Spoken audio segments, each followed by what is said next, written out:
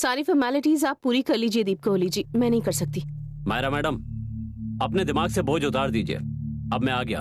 Well done, finally आप यहाँ आ गए सरताज सिंह जी। मायरा मैडम, मुझे पता है कि मुझे आने में देर हो गई है, पर बंदे की भी कोई मजबूरी होती है। वाओ, आप और आपकी मजबूरियां सरताज सिंह जी। आप ये सब छोड़िए, मुझे बात बताइए, मैं अभी ठीक कर देता हूँ। व्हाट? आप मुझसे पूछ रहे हैं? ये सबको पता है यहाँ पर क्या सिचुएशन चल रही है। एंड फर्स्ट ऑफ ऑल आप मुझे ये बताइए कि आप ऐसी सिचुएशन में मिस्टर कपूर को अकेले छोड़कर कहाँ चले गए थे? इस वक्त सबसे ज्यादा मिस्टर कपूर को आपकी जरूरत है, उन्हें आपका साथ चाहिए। बट आपको ऐसा कौन सा इम्पोर्टेंट काम पड़ गया सरताज सिंह जी, बताइए। मायरा मैडम, वो दरअसल। बस कीजिए। मिसेस कपूर की डेथ के बाद विक्रम सर को बहुत बड़ा सदमा लगा है सरताज सिंह जी। आपको क्या लगता है उन्हें अकेले ही ये दर्द सहना पड़ रहा है? सदमा तो मायरा मैडम सबको लगा है, बाकी मम्मी जी के जाने के बाद से मुझे लग रहा है कि मैं दोबारा अनाथ हो गया हूँ। एग्जैक्टली, हम सबको भी यही लग रहा है। बट मिस्टर कपूर को बहुत बड़ा सदमा लगा है सरताज सिंह जी, उन्हें कुछ भी समझ नहीं आ रहा है। क्या सही है, क्या गलत है, क्या करना चाहिए, क्या नहीं करना चाहिए, कुछ भी समझ नहीं आ रहा उन्हें। अरे अब ऐसा कपूर साहब ने क्या कर दिया? विक्रम सर ने क्या करना था? अब जो कुछ भी करना है वो नैना को लाठी कर रही है। सरताज सिंह जी, वो जैसा चाहती थी, जो भी चाहती थी, सब कुछ वैसा हो रहा है। मुझे समझ नहीं आ रहा मैं क्या करूं। मैं अरे मायरा मैडम, आप टेंशन क्यों ले रही है? मुझे बताइए, नैना ने अब क्या किया है? क्या किया है? एक तो विक्रम सर को इस वक्त कुछ भी समझ नहीं आ रहा है, और वो नैना इस सिचुएशन का फायदा उठाकर कपूर मेंशन में आ गई है वो। और आप मुझसे पूछ रहे हैं कि मैं टेंशन क्यों ले रही हूँ? और नैना मौके का फायदा उठाएगी? मायरा मैडम, उस नैना को न कपूर साहब शादी करके लाए हैं, मिसेस विक्रमजीत कपूर बना के। इसी बात की तो चिंता है। मिस्टर कपूर ने तो इमोशनल होकर नैना से शादी कर ली। मैं अब विक्रम सर पर हक कैसे जमा सकूंगी? कभी उन पर हक जमा सकूंगी भी या नहीं? मायरा मैडम, ये तो मैं भी जानता हूँ कि कपूर साहब ने किन हालात में ये शादी की है और क्यों की है। क्या मतलब है सरताज सिंह जी? मेरा मतलब है कि जो हो गया सो हो गया। हम वक्त का पहिया उल्टा तो नहीं चला सकते ना, लेकिन आने वाले कल को सुधार जरूर सकते हैं। लेकिन सरताज सिंह जी, आपकी पहेलियां, अब व्हाट इज दैट उल्टा चक्कर? मेरी तो कुछ समझ नहीं आ रहा, मुझे सीधे सीधे समझाइए प्लीज। मायरा मैडम, मेरे कहने का मतलब सिर्फ इतना है कि आप बिना मतलब के अपना खून क्यों जला रहे हैं? कपूर साहब की शादी नैना के साथ हो चुकी है ना। मुझे भी अफसोस है कि मैं मम्मी जी के अंतिम संस्कार में नहीं आ पाया, पर इसका मतलब ये नहीं है कि मैं अपने आप को कोसना शुरू कर दूं। अब तो मुझे कपूर साहब को संभालना है, बस।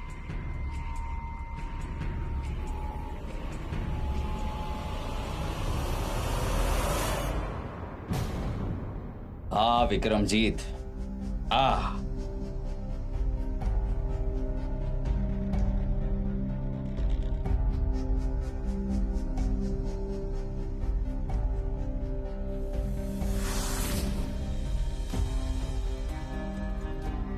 वाह जोगिंदर, प्यार करना कोई तुमसे सीखे।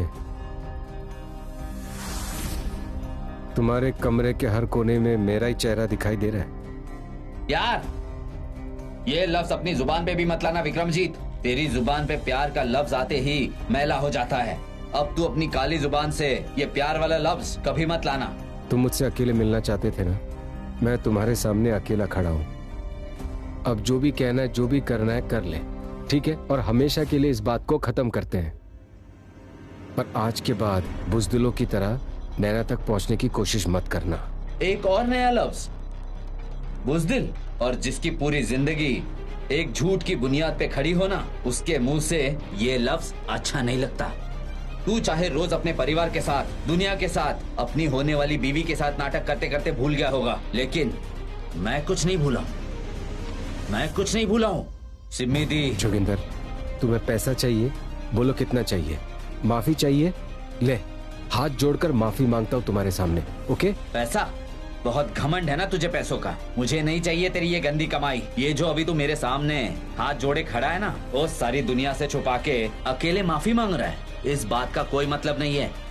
और तू पूछ रहा था ना कि मुझे क्या चाहिए? मुझे चाहिए सच, और वो सच जो तू सालों से दुनिया से छुपा रहा है, और वो सच जो तू भूल चुका है। लेकिन मैं तुझे भूलने नहीं दूंगा। और सुन, तुझे ये सच कबूल करना ही होगा। इस दुनिया के सामने, कपूर खानदान के सामने, ये जो शराफत का मुखौटा बांध के घूम रहा है ना, और इस मुखौटे के पीछे जो तू असली चेहरा छुपाए बैठा है ना, वो तुझे सामने लाना होगा। ये तू खुद कर ले, नहीं तो मुझे मजबूरन बोलना पड़ेगा। सोच ले। अब जा, तेरी नई बीवी तेरे इंतजार में होगी।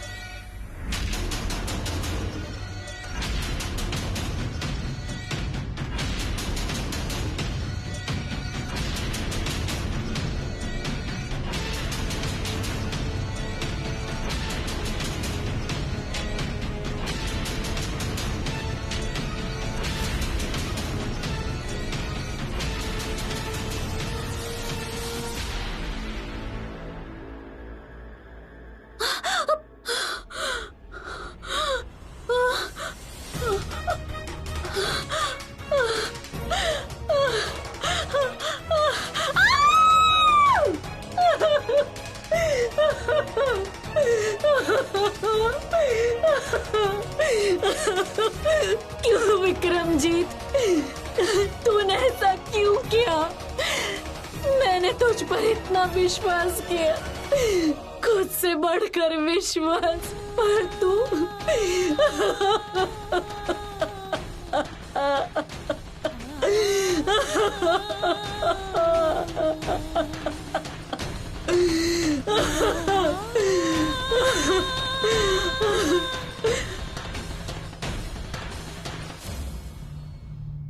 इंतजार करें। लेकिन कब तक मायरा मैडम? ऐसे शादी वाली रात को बिना किसी को बोले बताए कहीं जाने का मतलब है? मतलब तो कोई नहीं बनता सरताज सिंह जी, पर क्या पता कि सर नैना को कोई सरप्राइज देने के लिए गए हो। सर के नेचर के बारे में तो आप जानते हैं। नहीं मायरा मैडम, बल्ली ने बताया मुझे कि वो नैना तो अपने रूम में ही है।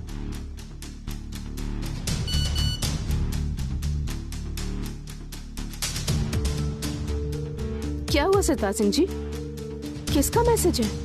कुछ नहीं, वो बल्ली का। कह रहा है कि जोगिंदर ने फूल भेजे थे और वो फूल देखते ही वो जल्दी से कहीं बाहर चले गए। वो कहीं जोगिंदर से मिलने तो नहीं चले गए, पर वो अपनी मैरिज वाली रात को जोगिंदर से मिलने के लिए क्यों गए? कहीं कोई परेशानी ना खड़ी हो गई हो बस। पर सरताज सिंह जी, सर अपनी शादी वाले दिन ऐसे जोगिंदर से मिलने क्यों चले गए? क्या रीजन हो सकता है? आपको नहीं पता है मारा मैडम, ये जो जोगिंदर है ना, ये जी का जंजाल बना हुआ है। वैसे भी कपूर साहब ना उससे खींचे हुए हैं। इस जोगिंदर ने ना जो फूल भेजे तो कपूर साहब के सबर का बांध टूट गया होगा इन फूलों को देख के। चले गए होंगे फिर, या फिर ये भी हो सकता है कि जोगिंदर ने उन्हें फोन किया हो। पर एक बात मुझे समझ नहीं आई सरताज सिंह जी, कि ये जोगिंदर मिस्टर कपूर और उनकी फैमिली से आखिर चाहता क्या है? ये कैसी दुश्मनी है? लेकिन मैंने आपको इतना परेशान पहले कभी नहीं देखा सरताज सिंह जी, क्या हुआ? मायरा मैडम, अब आपको क्या बताऊं मैं। हम सबका एक अतीत है जिसे हम अपने आप से भी छिपाते हैं, चाहे वो आप हो, मैं हूं या कोई और हो। आप मिस्टर कपूर की बात कर रहे हैं? मीन्स मिस्टर कपूर का अतीत? पर हम लोग तो हमेशा मिस्टर कपूर के प्रिंसिपल्स और उनके आइडियाज की मिसाल सुनते आए हैं। मायरा मैडम, मैंने और कपूर साहब ने ना बहुत लंबा सफर तय किया है, पर वो बात अलग है। हमें ना जीटी रोड जैसा रास्ता नहीं मिला, कच्ची पक्की गड्ढों वाली रोड मिली है। बस ये समझ लीजिए कि वो जो हमें चोटें लगी है ना जिंदगी की, वो सारे जख्म आज हरे हो गए हैं।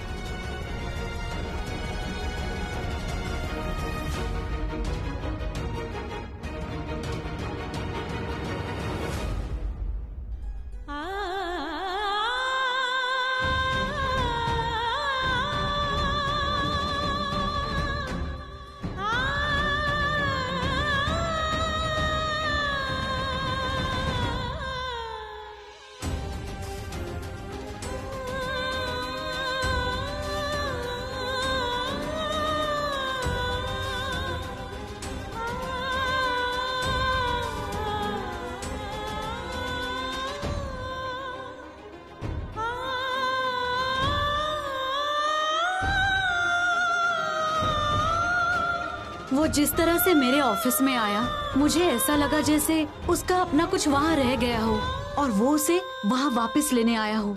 बहुत हक से आया था वो, पर फिर भी बिना किसी चीख चिल्लाहट के। सभी कारीगरों के रिहैबिलिटेशन का खर्चा हम खुद उठाएंगे और ये बात मुझे दोबारा ना कहनी पड़े। आप मिस्टर ठक्कर से बात कीजिए और डिसाइड कीजिए।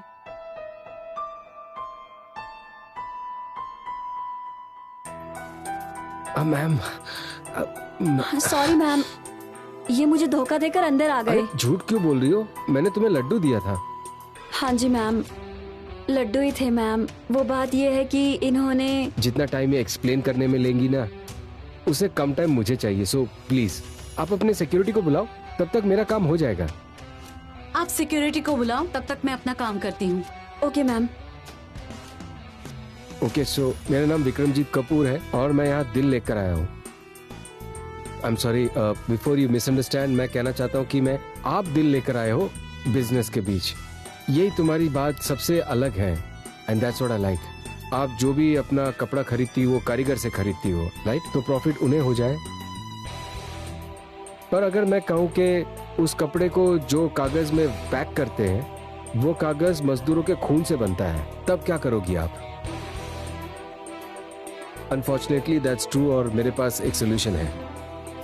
ये कागज, हैव अ लुक। ये होम बेस्ड कॉटेज इंडस्ट्रीज में बनता है और ये कागज को खरीदना मतलब किसी गरीब के बच्चे की स्कूल की फीस पे करना या किसी बुजुर्ग दादाजी की मेडिसिन खरीद कर देना। आप दिल के साथ बिजनेस करने में यकीन रखती हो तो मैं भी, and that's why I think we should shake hands. I am sorry. आपकी सिक्योरिटी आती होगी, मैं चलता हूँ। ऐसे मिलते रहेंगे, आफ्टर ऑल मामला दिल का है। आई एम सॉरी, दिल के साथ बिजनेस करने का। या but don't forget me, I will be back.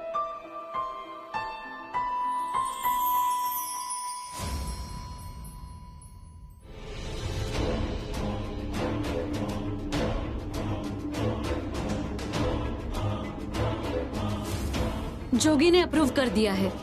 हाँ ठीक है, तो भेजो फिर। एक बार मैं पूछती हूँ जोगी से, या चेक करके। Oh what? कब आया था वो? हाँ जी, भेजो भेजो।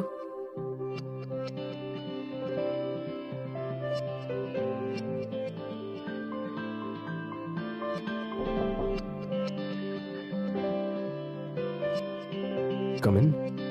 आइए विक्रम जी, बैठो बैठो।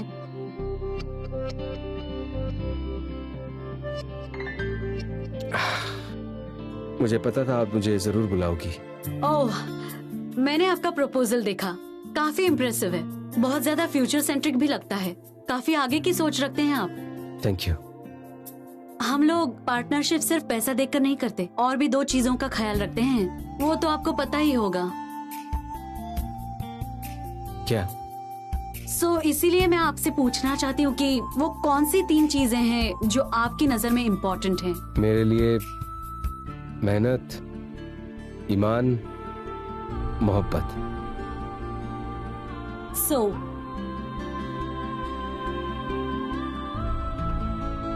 एक और चीज इंपॉर्टेंट है, आपकी मुस्कुराहट। बंदा दुनिया हार सकता है इस मुस्कुराहट के लिए। Thank you so much. I'll take a leave.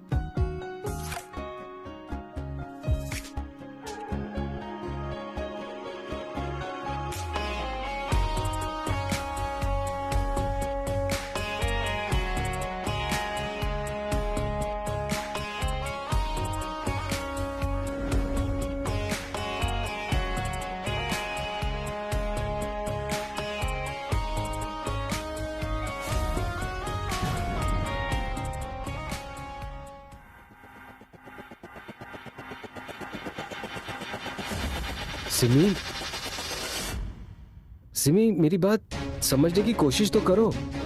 मैं गुरसिमरन फैब्रिक्स के खिलाफ कुछ नहीं बोल रहा हूँ। मैं सिर्फ इतना कह रहा हूँ कि हमें टेक्सटाइल इंडस्ट्रीज में और इन्वेस्ट करने के बजाय टेलीकॉम बिजनेस में इन्वेस्ट करना चाहिए, बिकॉज वहाँ कुछ सालों में बूम आने वाला है। एक बार बिजनेस के हिसाब से सोच के तो देखो। विक्रम, आप इस इंडस्ट्री के बिल्कुल उल्टा जा रहे हो। I mean, फूड और एग्रीकल्चर में इन्वेस्ट करके हम अपनी इकोनॉमी को बढ़ा सकते हैं, और उससे हमारे कोवर्कर्स का भी फायदा ही होगा ना। और टेली सेक्टर में हम बाद में भी तो इन्वेस्ट कर सकते हैं। वही तो हम नहीं कर सकते। क्योंकि यूएस और यूके के इन्वेस्टर्स अभी तैयार हैं। अगर एक बार उन्हें ना कह दिया तो दोबारा पता नहीं ये अपॉर्चुनिटी मिलेगी या ना मिलेगी, हु नोस। पर फूड और एग्रो में इन्वेस्ट करने में भी तो फायदा है ना। पता है इंडिया में कितना फूड वेस्ट होता है, वो भी इस वजह से कि हमारे किसानों की फसल मार्केट तक नहीं पहुंचती। सिमी, पर उस बिजनेस में प्रॉफिट नहीं आएगा। Why don't you understand? Profit नहीं है, पर हम तो दिल से बिजनेस करते हैं ना विक्रम। वो 3 चीजें भूल गए, मेहनत, ईमान और मोहब्बत। कहीं नहीं गया वो। आई एम सॉरी, मैं गुस्से में बोल गया बस। ठीक है, हम तुम्हारे हिसाब से इन्वेस्ट करेंगे। You don't worry, okay? I am not worried Vikram. I mean मुझे तुमसे ये उम्मीद नहीं थी। I am just disappointed. मैं बस ये कहना चाह रहा था कि हमें ये गोल्डन अपॉर्चुनिटी मिस नहीं करनी चाहिए। That's it. Sartaj ji, please तुम वो पेपर्स तैयार करो। कोई जरूरत नहीं है, मैंने जोगी से ऑलरेडी कह दिया है। उसने सारा रिसर्च करके इस कंपनी का पेपर वर्क कर लिया है।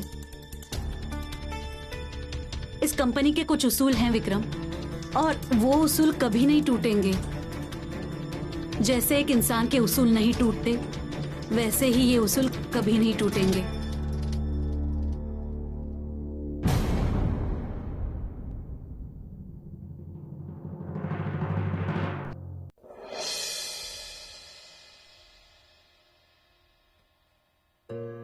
क्या बात है, आज बड़ा प्यार आ रहा है तुमको? मुझे तो रोज ही आता है, आज कुछ ज्यादा आ रहा है। आज के लिए ना, आई एम सॉरी।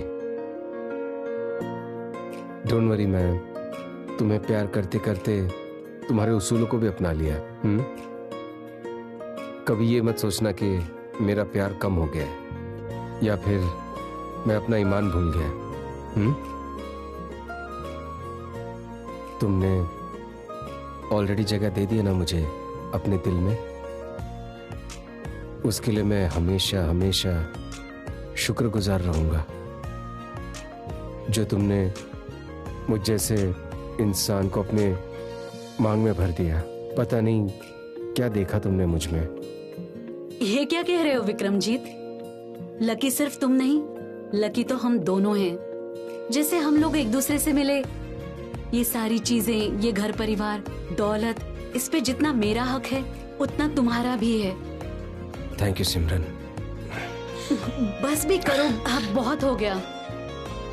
और मेरा उस पर हक तो है ना? किसके ऊपर? उस सुंदर लड़की के ऊपर। मैं तुम्हारा वहां वेट कर रहा हूँ, आ जाओ। ऊपर? आई डोंट नो, ऊपर 15 कहाँ? मिनट में आ जाओ। अब तो शाम हो गई है।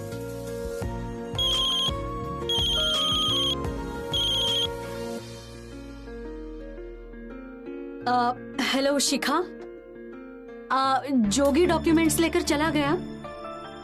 वो नहीं। ओके, मुझे सिर्फ इतना कहना था कि कल सुबह मिलते हैं। या, थैंक यू, बाय।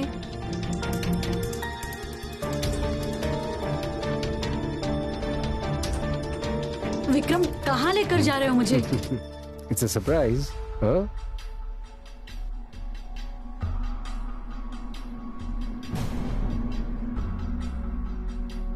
क्या बात है, मुझ पर यकीन नहीं है? अगर मैं कहूं कि आगे आग का दरिया है और मेरा हाथ पकड़कर मेरे साथ चलोगी क्या, तुम कर पाओगी? अगर मैं कहूं कि ये जहर का प्याला है, मैंने थोड़ी पी ली है जहर, तो तुम क्या करोगी?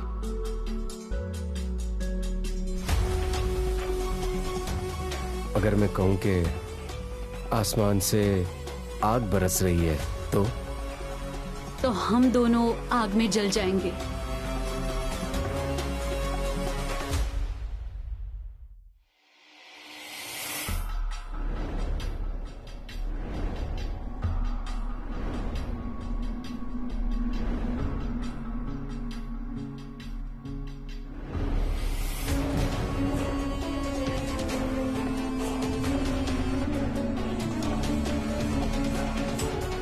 सिमी दीदी, सिमी दीदी, अरे कोई है? आकाश, अरे बिल्ली, कैची, अरे जल्दी आ जाओ, देखो क्या हो गया सिमी दीदी को। सिमी दीदी,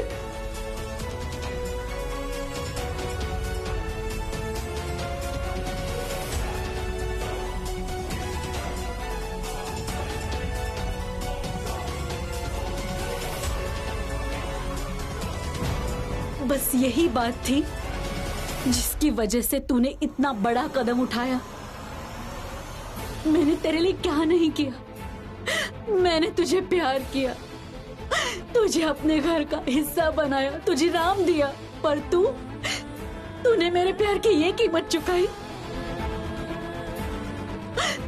तू मुझसे एक बार मांग के तो देखता, मैं तुझे सब कुछ दे देती। तू एक बार कहता तो सही।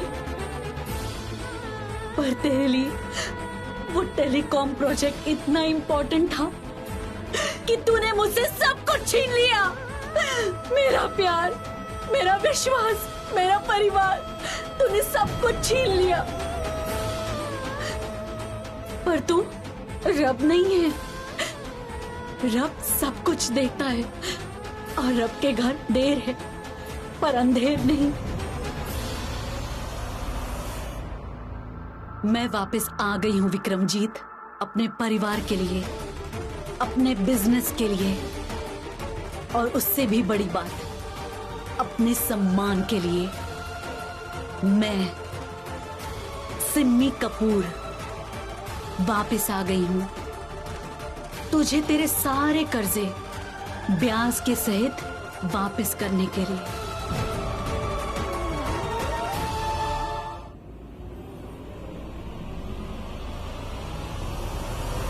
वो तो ठीक है कपूर साहब, लेकिन आपको वहां अकेले नहीं जाना चाहिए था। अकेले जाना कोई बहादुरी नहीं, बेवकूफी है। तुम समझने की कोशिश करो, मैं उस जोगिंदर की धमकियों से तंग आ गया हूं। ये बात जब तक मेरे साथ थी तब तक ठीक था, उसने नैना को भी इन्वॉल्व कर दिया। मैं उसे आर्या पार करने गया था, बहुत हो गया उसका तमाशा। अरे कराए फिर आर्या पार, या कोई समझौता हुआ है? या हाथ जोड़े उसने, या पैर पकड़ के माफी मांगी उसने? अरे कपूर साहब, आर्या पार वाली बात उसके साथ हो ही नहीं सकती। सरताजी, ना उसे पैसों का लालच है, ना वो मुझे मारना चाहता है। उसे बस सच चाहिए। पर कौन सा सच? सिम्मी का सच, उसकी मौत का सच। जोगिंदर ने मुझे अल्टीमेटम दिया है। अल्टीमेटम? हाँ, वो चाहता है कि मैं सबके सामने सच कबूल कर दूं, नहीं तो क्या करेगा वो? उसने कहा और आपने मान भी लिया। आपको पता है ना कि वो सिर्फ धमकियां दे सकता है, बाकी उसके बस में कुछ है नहीं। बात साबित करने की नहीं है। सच क्या है तुम भी जानते हो, मैं भी जानता हूं।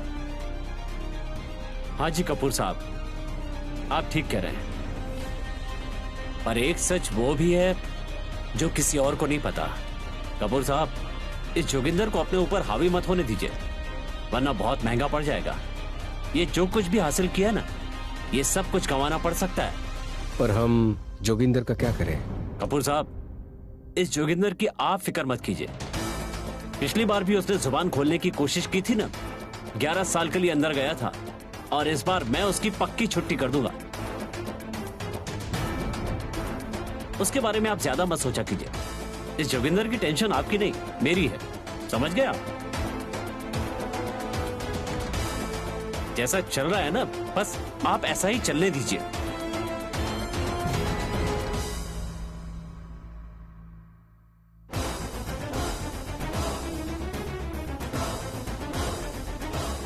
गुरसिमरन की मौत का सच?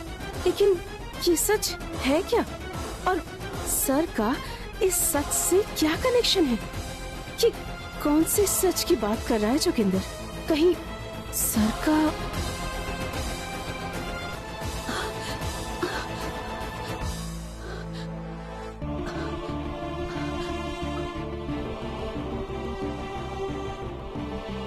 नैना, ये तुमने क्या हाल बना के रखा है अपना?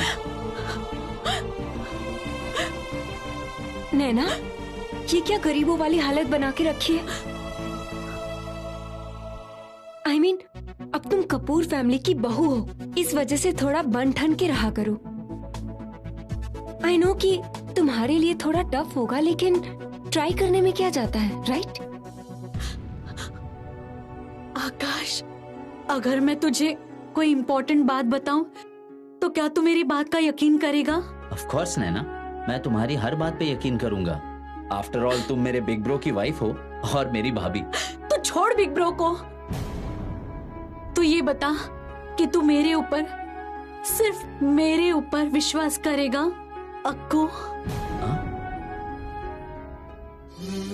बोल ना अक्कू, जवाब दे। मैं गुरसिमरन हूँ, तेरी सिम्मी दीदी। जवाब देना। व्हाट रबिश नैना, तुम्हें पता भी है कि सिम्मी दीदी की डेथ हुए कितने साल हो गए?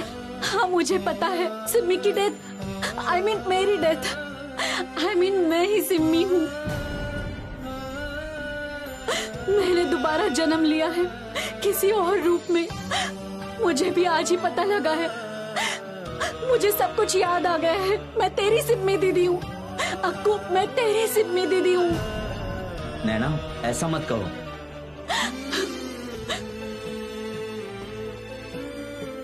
अक्कू, बक्कू, मार खाए। बक्कू, ऐसा कैसे हो सकता है? पुनर्जन्म? ऐसा ही हुआ है।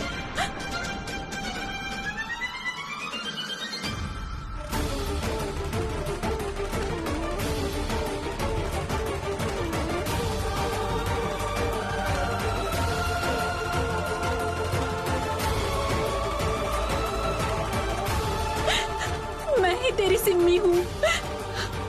सिम्मी दीदी, सिम्मी दीदी आप वापस आ गई। मुझे तो विश्वास ही नहीं हो रहा है। आपके जाने के बाद इस घर की और बिजनेस की सारी जिम्मेदारी विक्रमजीत संभाल रहे हैं। मेरे दिमाग में तो कभी ये बात ही नहीं आई। मुझे भी कभी कुछ पता नहीं लगा। मैंने तो उस इंसान पर विश्वास किया था और उसने हमारे साथ धोखा किया। पर अब नहीं, अब उसका सच पूरी दुनिया के सामने आएगा और मैं चाहती हूँ कि वो ये सच अपने आप कबूल करे, अपने मुंह से कबूल करे, और वो जरूर कबूल करेगा। पर वो सच कबूल करेंगे ही क्यों? आज तक तो उन्होंने इतनी बड़ी बात हम सबसे छुपा के रखी, तो अब क्यों बोलेगा? नैना, I mean सिम्मी दीदी, इस बात का कोई तो सबूत होगा। I mean कोई तो होगा जिसे इस बारे में सब पता होगा। एक गवाह है।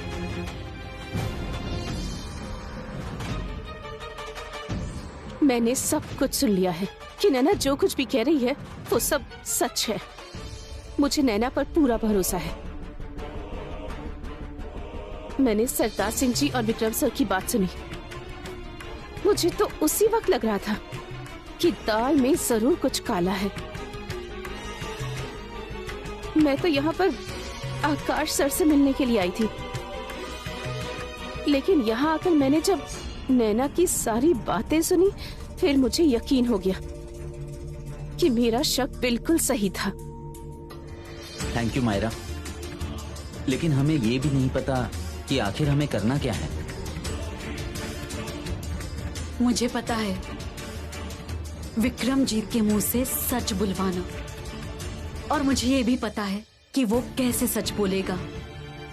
अगर उसे ये पता लग गया कि उसका सच किसी और को भी पता है, तो वो डर के मारे खुद ही सच बोलेगा। जरूर बोलेगा, अपने मुंह से बोलेगा। एक बंदा है इस तरह का। कौन है? जोगिंदर। जोगी? हाँ, वो हमारा साथ जरूर देगा, मुझे पक्का यकीन है। मैंने विक्रम सर और सरदार सिंह की सारी बातें सुन ली। उनकी बातों को सुनकर ऐसा लग रहा था कि जोगिंदर उन्हें किसी सच के बारे में प्रेशराइज कर रहा है और यहाँ आकर मुझे उस सच के बारे में पता चल चुका है। मुझे जोगी से जल्द मिलना पड़ेगा और उसे विश्वास दिलाना पड़ेगा कि मैं ही सिम्मी दीदी हूँ। मुझे जल्दी जाना पड़ेगा, कहीं विक्रमजीत और सरताज उसके पास मुझसे पहले पहुंच गए तो। मुझे उनसे पहले उसके पास पहुंचना पड़ेगा।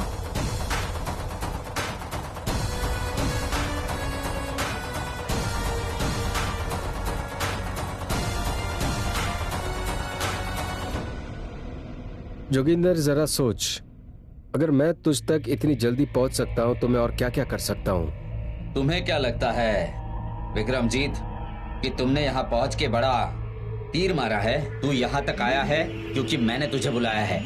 तू अपने दिलो दिमाग में ये गलतफहमी मत पालना कि तू जोगिंदर को मात दे सकता है। जो तुम मुझे करने को कह रहे हो ना, मैं वो भी नहीं कर सकता। तुम्हें पता है आकाश को कितना बड़ा धक्का लगेगा? कम से कम ये शराफत का नाटक मेरे सामने मत कर विक्रमजीत।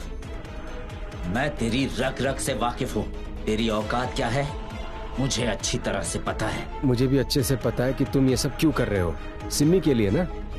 जरा सोच, सिम्मी के घर वालों को जब सच का पता चलेगा तो उन पर क्या बीतेगी? क्या बीतेगी? सच तो ये है कि तू सिमी दीदी का कातिल है और सच जानने का पूरा हक उस परिवार को है और तेरे साथ जो करना है वो लोग सोचेंगे। मैं तुमसे पहले भी कह चुका हूँ कि मैं सिम्मी का कातिल नहीं हूँ। बकवास बंद कर विक्रमजीत। देख जोगिंदर, मैं जानता हूँ कि तुम सिम्मी के करीब थे, उसे बहुत रिस्पेक्ट करते थे, उसे बहुत मानते थे और उसके जाने के बाद तुम्हें बहुत दुख हुआ है, पता है मुझे। पर ये इल्जाम मुझ पर नहीं लगा सकते। मैं उसका कातिल नहीं हूँ, इसलिए तुम भी मुझे उसका कातिल कहना बंद करो। कैसे बंद कर दूं कि तू सिमी दीदी का कातिल नहीं है? उस दिन मैं वही था और मेरे सामने सिमी दीदी ने दम तोड़ दिया था और मैंने अपनी आंखों से तुम्हें देखा था। तू सारी दुनिया को झूठ बोल सकता है और अपने आप से भी, लेकिन मुझसे नहीं बोल सकता। देख जोगिंदर, अपना ये झूठा नाटक बंद कर विक्रमजीत। जा और सबको सच सच बता दे। तेरा वो भाई, तेरा वो दोस्त, जो भी तू उसे कहता है, वो सरताज, मुझे ये गीदड़ धमकी देना बंद कर विक्रमजीत। मेरे पास पक्के सबूत है। मैं तुझे 2 दिन का टाइम दे रहा हूँ। कपूर खानदान और दुनिया के सामने सच कबूल कर ले, नहीं तो मैं सबको बता दूंगा। अब तेरा रंग क्यों उड़ गया? तो उसका कारण है तेरा ये डर। यही सबसे बड़ा सबूत है कि असली गुनहगार तू है। सिर्फ एक बार मेरे सामने सच कबूल कर ले, अच्छा रहेगा और ये मन है ना, हल्का हो जाएगा। सच बोल। एक और बात, वो सरताज, उसको मेरे सामने भी मत लाना।